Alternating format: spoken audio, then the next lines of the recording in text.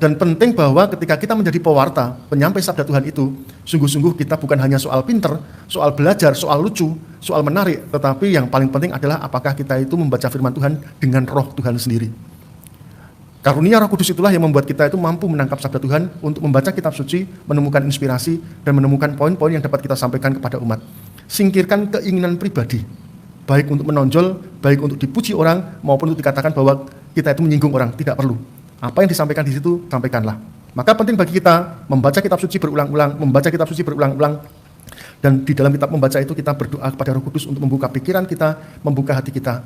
Kita tidak berbicara tentang buku di masa lalu yang kita baca, dan kita analisis, tetapi kita membaca firman Tuhan dan menemukan firman Tuhan melalui buku yang kita baca, yaitu kitab suci. Tuhan berfirman sekarang, Tuhan berbicara sekarang. Dan itulah yang kita sampaikan. Semoga kita semakin berani menjadi saluran yang bersih bagi setiap firman Tuhan yang mau disampaikan kepada umat.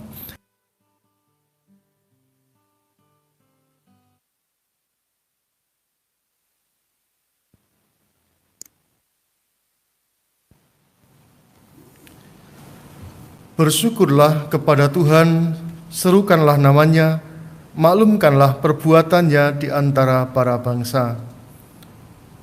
Dalam nama Bapa dan Putra dan Roh Kudus, amin. Rahmat Tuhan kita Yesus Kristus, cinta kasih Allah dan persekutuan Roh Kudus senantiasa bersamamu dan bersama rohmu. Saudara-saudari terkasih, hari ini Rabu dalam pekan biasa yang ke-12. Bacaan pertama hari ini akan mengajak kita untuk merenungkan bagaimana bangsa Israel bersukacita karena menemukan kitab Taurat. Dan dalam bacaan Injil, Tuhan Yesus mengajak kita untuk waspada terhadap para nabi-nabi palsu. Marilah di dalam perayaan Ekaristi hari ini, kita bawa semua doa dan intensi kita. Kita hening sejenak. Nabi sejati dan nabi palsu. Inilah tema yang sebetulnya mau diangkat oleh Tuhan Yesus di dalam sabda di bukit dari Injil Matius bab 7.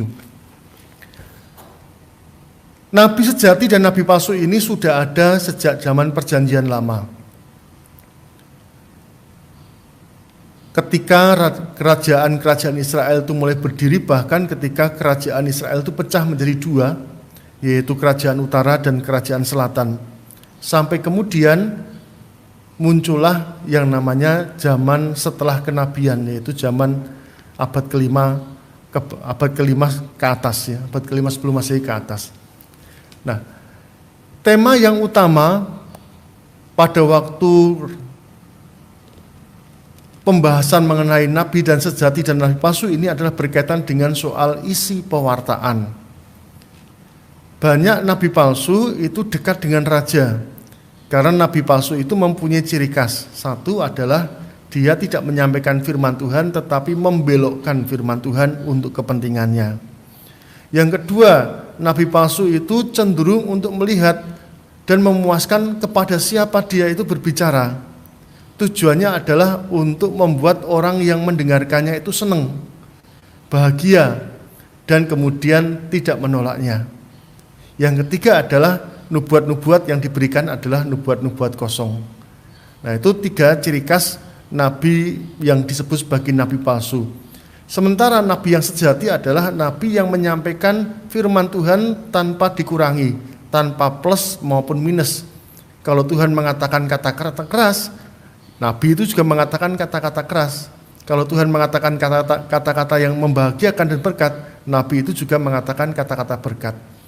Nabi yang sejati itu tidak memperdulikan apakah pewartaannya itu diterima atau tidak. Tujuan dia bukan untuk memuaskan atau memoles supaya dia itu diterima oleh raja, bahkan mendapat kedudukan atau tempat bagi raja. Dan nabi yang sejati itu adalah nabi yang memberikan nubuat dan nubuat itu terjadi. Nah, itu kebalikannya dengan nabi palsu. Dalam sabda di bukit hari ini, Tuhan Yesus mau mengajak kita untuk cermat. Kalau kemarin kita diundang untuk tidak menghakimi, dalam artian tentu menilai orang sesuai dengan kriteria kita. Nah, kali ini Tuhan mengajak kita untuk belajar cermat. Mencermati siapa? Yaitu mencermati para pemimpin-pemimpin agama dan pewarta-pewarta. Mencermati ini berbeda dengan ngerasani ya. Ya memang kadang-kadang pewarta itu ada yang menarik, ada yang tidak menarik, itu hal yang wajar. Ada yang pinter, ada yang tidak pinter, itu yang wajar. Tetapi Tuhan Yesus tidak mau ke sana.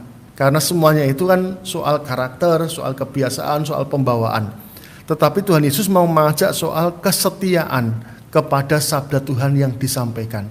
Itu yang jauh lebih penting. Ya, jadi soal senang, bahagia, menarik, penuh humor atau tidak, itu secondary. Yang penting adalah sabda Tuhan itu disampaikan atau tidak. Nah, maka Tuhan Yesus mengingatkan bahwa kadang-kadang posisi sebagai nabi, posisi sebagai pemimpin agama itu adalah posisi yang dalam tanda petik itu posisi enak. Tetapi juga dapat sebagai posisi bukan hanya enak secara ekonomi, tetapi enak di dalam kekuasaan. Dan ini dapat dijadikan sebagai sarana atau kesempatan untuk penyimpangan. Maka Tuhan Yesus mengatakan dari buahnya lah engkau akan melihat isinya, pohonnya itu seperti apa. Tidak mungkin buah yang baik itu muncul dari pohon yang tidak baik. Pohon yang baik itu pasti akan menghasilkan buah yang baik. Nah, lalu apa relevansinya bagi kita sekarang ini? Ketika kita mendengarkan pewartaan, baik itu yang disampaikan oleh Romo maupun yang disampaikan oleh suster atau bruder atau yang disampaikan oleh umat berkaitan dengan sabda Tuhan, kembali lagi kita perlu mencermati bagaimana setiap orang itu mengolah sabda Tuhan itu.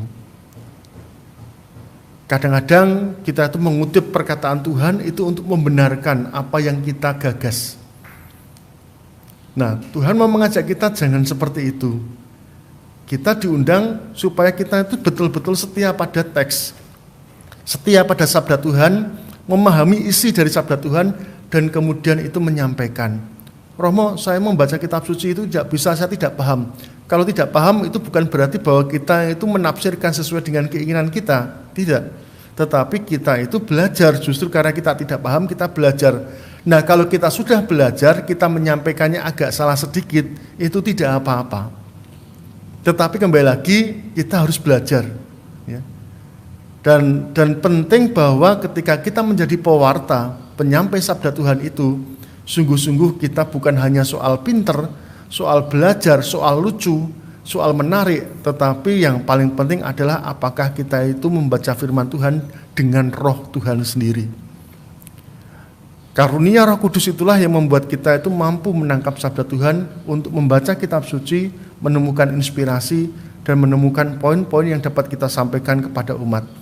Singkirkan keinginan pribadi, baik untuk menonjol, baik untuk dipuji orang, maupun untuk dikatakan bahwa kita itu menyinggung orang, tidak perlu.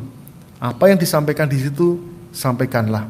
Maka penting bagi kita membaca kitab suci berulang-ulang, dan di dalam kitab membaca itu kita berdoa kepada Roh Kudus untuk membuka pikiran kita, membuka hati kita.